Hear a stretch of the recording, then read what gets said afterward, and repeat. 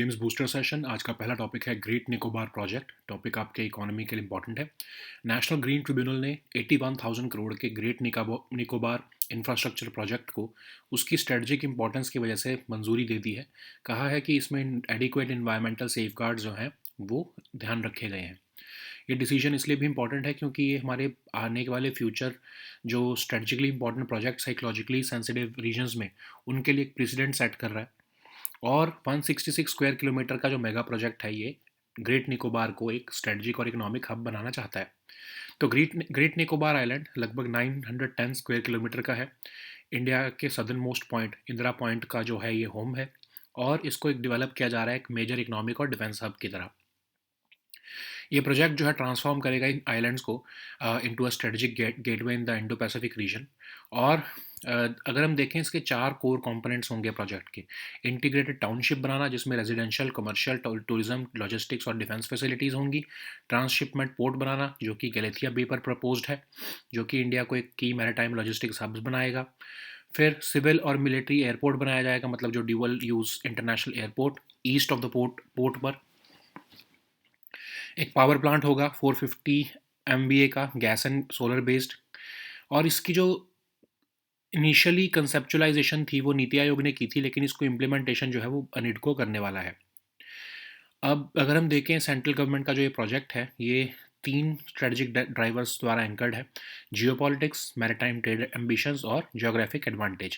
अब कैसे geographic advantage? क्योंकि ग्रेट निकोबार जो है इंडिया की क्लोजेस्ट टेरिटरी है मलक्का स्ट्रेट से, जो कि एक क्रिटिकल मैरीटाइम चोक पॉइंट है जो कि इंडियन और पैसिफिक ओशंस को कनेक्ट करता है। लगभग 94,000 शिप्स यहाँ से हर साल निकलती हैं और 30% ऑफ ग्लोबल ट्रेडेड गुड्स यहाँ से जो है वो ट्रैवल होते हैं। और लगभग 1/3 of world's maritime oil trade भी यहीं से होता है। तो जो गैलेथिया बे ट्रांसशिपमेंट पोर्ट होगा ये ट्रांसफ़र करेगा cargo from large vessels to smaller ones for onward distribution. India के पास करंटली एक ही ऑपरेशनल ट्रांसशिपमेंट पोर्ट है विजिंजम में, केरला में। अब जो ये निकोबार पोर्ट है ये कम्पीट करेगा कोलंबो और हम्बनटोटा के साथ, पोर्ट क्लांग जो मलेशिया का है उसके साथ, पोर्ट ऑफ सिंगापुर के साथ। और इसकी कैपेसिटी होगी कि लगभग 14 मिलियन स्टैंडर्ड कंटेनर्स ये हैंडल कर पाएगा एनुअली। अगर हम डिफेंस में देखें तो अंडमान और निकोबार कमांड जो इंडिया की अकेली ट्राई सर्विस कमांड है वो ऑलरेडी ऑपरेशनल है पोर्ट ब्लेयर में सिंस 2001। और INS बाज नेवल एयर स्टेशन जो है वो कैम्बेल बे में लोकेटेड है near the propose township. Great Nicobar project जो है वो डिफेंस इंफ्रास्ट्रक्चर भी बनाएगा अपने फर्स्ट कंस्ट्रक्शन फेज में, जिसमें कि ऑनगोइंग अपग्रेड्स ऑलरेडी चल रहे हैं। इंप्रूव्ड एयरफील्ड्स, जेटीज, स्टोरेज फैसिलिटीज़ और सर्वेलेंस सिस्टम से रिलेटेड। तो ग्रेट निकोबार मेगा प्रोजेक्ट जो है उसने कुछ सिग्निफिकेंट इकोलॉजिकल और सोशल कंसर्न्स भी ट्रिगर किए हैं। ठीक है, तो जैसे प्रोजेक्ट में जो है लगभग 130 स्क्वायर किलोमीटर का स्क्वायर किलोमीटर का प्रिस्टीन फॉरेस्ट और जो है वो डाइवर्ट किया जा रहा है। और लगभग 1 मिलियन ट्रीज जो है वो काटे जाएंगे इसके लिए। और निकोबार आइलैंड जो है वो पार्ट है सुंडालैंड बायोडाइवर्सिटी हॉटस्पॉट का भी। तो लगभग सारा आइलैंड जो है वो अभी ग्रेट निकोबार बायोस्फीयर रिजर्व में ही पड़ता है। और गलेथिया बे वाइल्ड लाइफ सेंचुरी और मेगापॉड सेंचुरी को इसलिए भी डीनोटिफाई भी किया गया है इस प्रोजेक्ट को बनाने के लिए। तो गलेथिया बे जो है की नेस्टिंग साइट है लेदरबैक टर्टल्स के लिए भी। इंडिजिनस कम्युनिटीज़ पर भी इसका इम्पैक्ट होगा, खासकर शोम्पन जो कि अभी इंटीरियर फॉरेस्ट को इनहेबिट करती हैं। निकोबारीज भी जो है वो कैम्बेल बे सेटलमेंट्स में रहती हैं। ठीक है, तो ट्राइबल काउंसिल्स वहाँ की एलेज कर रही हैं कि उनके ऊपर प्रेशर है कि सरेंडर किए जाएँ उनके लैंड क्लेम्स। और कहा जा रहा है कि आइलैंड की पॉपुलेशन जो अभी 8500 है वो बढ़कर 6.5 लाख हो जाएगी बाय 2050। नेक्स्ट हम टॉपिक देखते हैं Sabarimala case. Topic social issues के लिए इंपॉर्टेंट है। सुप्रीम कोर्ट जो है April 7 को 9 जज कॉन्स्टिट्यूशन बेंच के थ्रू रिव्यू पटिशंस कंसिडर करेगा अपने 2018 के वर्डिक्ट ऑन सबरीमाला इशू पर। तो इसमें वाइड जो है 2018 की जब जजमेंट आई तो उससे वाइड स्प्रेड प्रोटेस्ट हुए और एक पॉलिटिकली सेंसिटिव इशू बन गया केरला में। बट केरला गवर्नमेंट ने सपोर्ट किया है कि वुमेन एंट्री होनी चाहिए अपने 2017 के एफिडेविट में भी। अब सबरीमाला टेम्पल अगर हम देखें तो पेरियार टाइगर रिजर्व में सिचुएटेड है in the western Ghats of Kerala. ये टेम्पल डेडिकेटेड है लॉर्ड अयप्पा को। डिवोटीज यहाँ पर स्ट्रिक्ट 41 डे पेनेंस करते हैं before the pilgrimage. Lord Ayyappa को एज अ सेलिब्रेट वर्शिप किया जाता है यहाँ पर। तो इसलिए जो है 10 से 50 साल के बीच में जो विमेन है उनकी एंट्री यहाँ पर अलाउड नहीं होती है। तो 1990s में सबसे पहला लीगल चैलेंज आया सबरीमाला एंट्री रिस्ट्रिक्शन के अगेंस्ट, लेकिन हाई कोर्ट ने तब 1991 में बैन को अपहोल्ड किया और कहा त्रावणकोर देवस्थानम बोर्ड को कि वो स्ट्रिक्टली इन्फोर्स करें ये प्रोहिबिशन ऑन वेमेन जो है इस in on entering the temple. लेकिन 2006 में इंडियन यंग लॉयर्स एसोसिएशन जो है सुप्रीम कोर्ट में मूव हुए अंडर आर्टिकल 32, कहा कि जो है बैन ऑन वेमेन जो है ये अनकॉन्स्टिट्यूशनल है। पटिशन डाली गई कि इसको हटाया जाए, इस लॉ को, rule 3B of Kerala Hindu places of public worship rules को। 2018 में 5 जज कॉन्स्टिट्यूशन बेंच ने रूल किया कि एक्सक्लूजन ऑफ वेमेन जो है वो अनकॉन्स्टिट्यूशनल है और जो है उन्होंने रूल 3B को स्ट्रक डाउन कर दिया। डिसीजन की वजह से कई जगह पर प्रोटेस्ट हुए, मल्टीपल रिव्यू पटिशन्स फाइल की गई। 2019 की पिलग्रिमेज सीजन से पहले सुप्रीम कोर्ट ने ऑब्जर्व किया कि उसका जो वर्डिक्ट है वो इम्प्लीकेशंस ले सकता है बाकी की रिलीजियस प्रैक्टिसेस पर, तो इसलिए उन्होंने जो है वो 7 जजेस के बेंच को ये रेफ़र किया। लेकिन उन्होंने भी जो है 7 जजेस बेंच ने भी 2018 की जजमेंट को जो है वो डिक्लाइन कर दिया उसके ऊपर स्टे लगाने से। 2020 में 9 जज बेंच जो है the then chief justice of India ने जो है वो बनाई और रिव्यू पटिशंस को कहा कि वो मेंटेनेबल है, ठीक है। तो इसीलिए जो है अब ये इशू को सुना जा रहा है। नेक्स्ट हम टॉपिक देखते हैं world food programme. Topic social issues के लिए इंपॉर्टेंट है।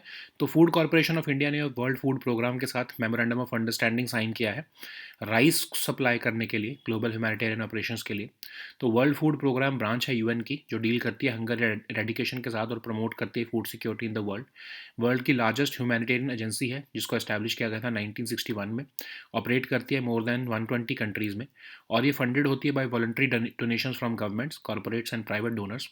ये ऑर्गेनाइजेशन जो है वो गाइडेड है बाय सस्टेनेबल डेवलपमेंट गोल 2। और इसका जो गवर्नेंस है वो देखें हम तो जो है वर्ल्ड फूड प्रोग्राम के एग्जीक्यूटिव बोर्ड द्वारा गवर्न होता है ये, जिसमें कि 36 मेंबर स्टेट्स हैं, हेडेड बाय एग्जीक्यूटिव डायरेक्टर जो कि अपॉइंट होते हैं by the UN secretary general और director general of Food and Agriculture Organization of United Nations. ये मेंबर है यूनाइटेड नेशंस डेवलपमेंट प्रोग्राम का भी और इसको नोबेल पीस प्राइज़ मिला है 2020 में, ठीक है। रोम में इसका हेडक्वार्टर है। नेक्स्ट हम टॉपिक देखते हैं वॉइस एरा। ये टॉपिक आपके साइंस एंड टेक के लिए इंपॉर्टेंट है। मिनिस्ट्री ऑफ इलेक्ट्रॉनिक्स ने वॉइस एरा अनवेल किया है इंडिया इम्पैक्ट समिट में के टाइम पर। तो ये एक open source end to end voice AI stack है जिसको डिप्लॉय किया जा रहा है भाषणी नेशनल लैंग्वेज इंफ्रास्ट्रक्चर पर, और ये स्टैब्लिश करेगा national execution layer for multilingual voice and language AI. ये प्लेटफॉर्म इनेबल करेगा सिक्योर और scalable deployment of voice systems across government, research institutions and innovation ecosystems. तो भाषिणी क्या है?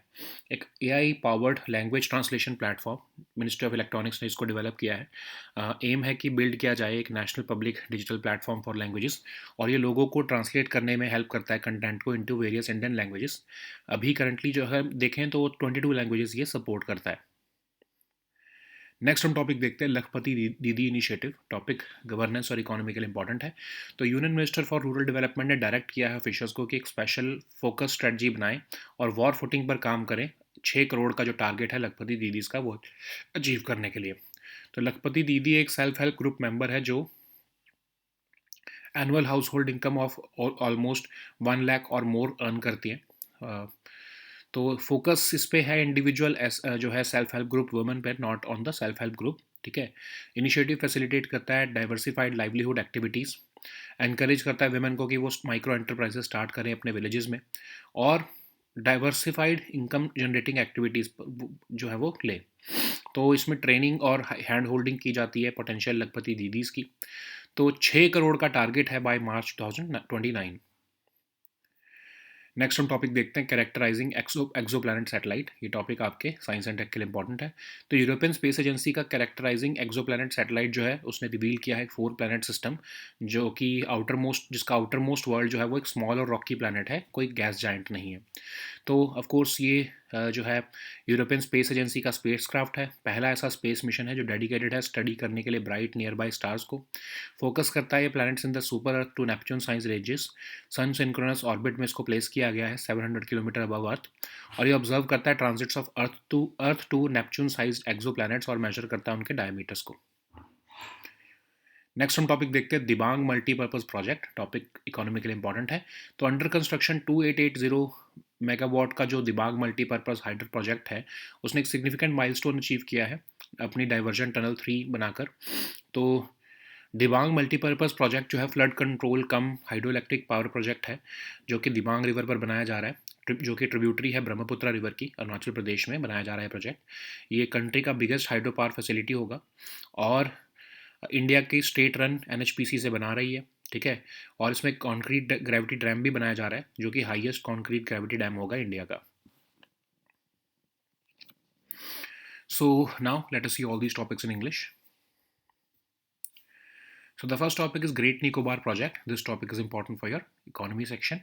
So National Green Tribunal has approved 81,000 crore Great Nicobar Infrastructure Project, citing its strategic importance, and it has found that there is adequate environmental safeguards which are in place there. So the decision is important because it may serve as a precedent for future strategically important projects in ecologically sensitive regions. This project aims to develop Great Nicobar into a strategic and economic hub. So Great Nicobar Island, which span about 910 square kilometer, and it is home to India's southernmost point, Indira Point, and it is said to be developed as a major economic and defense hub. The project aims to transform the island into a strategic gateway in the Indo-Pacific region. So it will have four core components. First, it will include residential, commercial, tourism, and logistics and defense facilities in an integrated township. Then we'll have the transshipment port, which is proposed at the Kalethia Bay. It will position India as a key maritime logistics hub. Then we'll have a civil and military airport, which will be a dual-use international airport proposed east of the port. Then we'll have a power plant, 450 MVA gas and solar-based plant. So this project was initially conceptualized by Niti Aayog, but now it is being implemented by ANITCO. So Center is pushing this project due to three strategic drivers. First is geopolitics, second is maritime trade ambitions, and then there is geographic advantage. So Great Nicobar is India's closest territory to Malacca Strait, which is a critical maritime choke point connecting the Indian and Pacific Oceans. Around 94,000 ships pass through the strait annually. It accounts for nearly 30% of global traded goods and about one third of world's maritime oil trade. So this Galathea Bay transshipment port will transfer cargo from large vessels to smaller ones for onward distribution. India currently has only one operational transshipment port at Vizhinjam, Kerala, and the Nicobar port aims to compete with Colombo and Hambantota, Port Klang of Malaysia, ports of Singapore.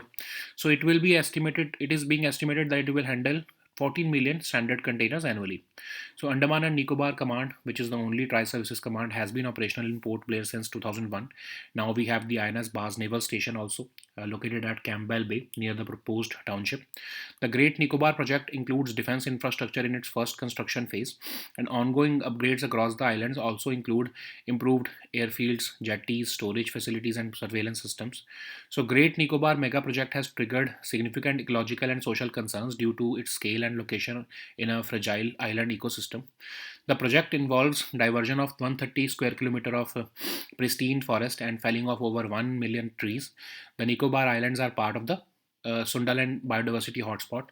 Almost the entire island falls under the Great Nicobar Biosphere Reserve. So Galathea Bay Wildlife Sanctuary and a megapod sanctuary were denotified for the project.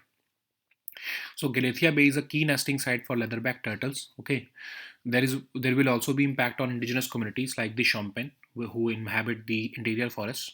Then the Nicobarese tribes also who live in Campbell Bay settlements. The tribal councils of the tribes have alleged that there is pressure to surrender land claims, and the island population, which is currently about 8,500, is projected to rise to 6.5 lakh by 2050.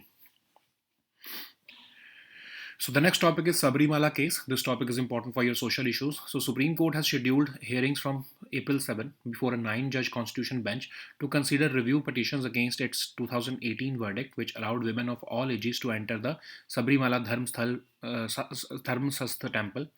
So 2018 judgment had sparked widespread protests during the temple's 41-day pilgrimage season and became a politically sensitive issue in Kerala. So Sabrimala temple is situated in the Periyar Tiger Reserve in the western Ghats of Kerala. The temple is dedicated to Lord Ayappa. The devotees observe a strict 41-day penance before the pilgrimage. Lord Ayappa is worshipped as a celibate. Traditionally, women between 10 to 50 years were barred from entry, citing the belief in preserving the deity's celibacy. But the first legal challenge came to this issue in 1990. But High Court upheld the ban, Kerala High Court, and directed the board to strictly enforce the prohibition on women entry. Okay, but in 2006, the Indian Young Lawyers Association moved the Supreme Court under Article 32, seeking the striking down of Rule 3B of Kerala Hindu Places of Public Worship Rules of 1965. In 2018, a five-judge constitution bench ruled that the exclusion of women based on age was unconstitutional, and they struck down the Rule 3B also, which triggered widespread protests and multiple review petitions. Ahead of the 2019 pilgrimage season, the Supreme Court observed that its verdict could have implications for other religious practices, so they referred this matter to a larger bench of at least seven judges, but even that bench declined to stay the 2018 judgment. In 2020, a nine-judge bench led by the then CJI held that the review petitions were maintainable. So now the nine-judge bench is going to hear this matter. So the next topic is World Food Program. This topic is important for your social issues. So Food Corporation of India and World Food Program have signed a MOU for the supply of rice in support of global humanitarian operations aimed at combating hunger. So World Food Program is a branch of UN which deals with hunger eradication and promote food security in the world. It is the world's largest humanitarian agency, and it was established in 1961. It operates in more than 120 countries. It is funded by voluntary donations from governments, corporates, and private donors, and the organization's work is guided by Sustainable Development Goal 2. It is governed by the World Food Program Executive Board, which consists of 36 member states, and it is headed by an executive director who is appointed jointly by the UN Secretary General and Director General of the Food and Agriculture Organization. So, this is also a member of UNDP, and it was awarded the Nobel Peace Prize in 2020. Okay, and its headquarters is in Rome. So the next topic is Voice Era. This topic is important for your governance section. So Ministry of Electronics have unveiled Voice Era at the India AI Impact Summit 2026. So this is an open source end-to-end voice AI stack which is being deployed on the Bhashini language, national language infrastructure. It establishes a national execution layer for multilingual voice and language AI. This platform enables secure and scalable deployment of voice systems across government, research institutions, and innovation ecosystems. So Bhashini is an AI powered language translation platform. It is developed by the Ministry of Electronics. The aim is to build a national public digital platform for languages and to help people translate content into various Indian languages. Currently, it supports more than 22 languages. Okay. So the next topic is Lakpati Didi initiative. This topic is important for your economy section.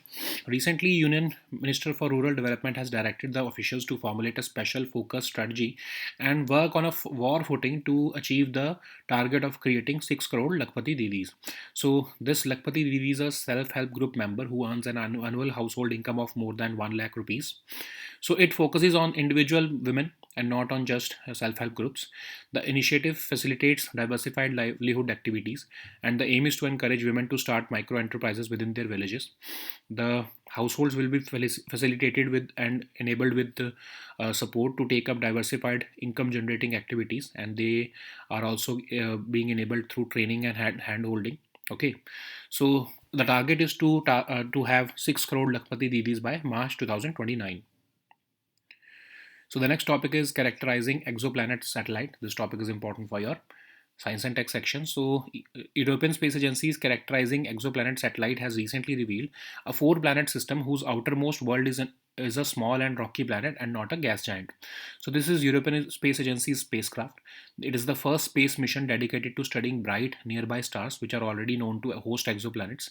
So it focuses on planets in the super Earth to Neptune size range. It is being operated in a sun synchronous orbit at about 700 kilometers above Earth.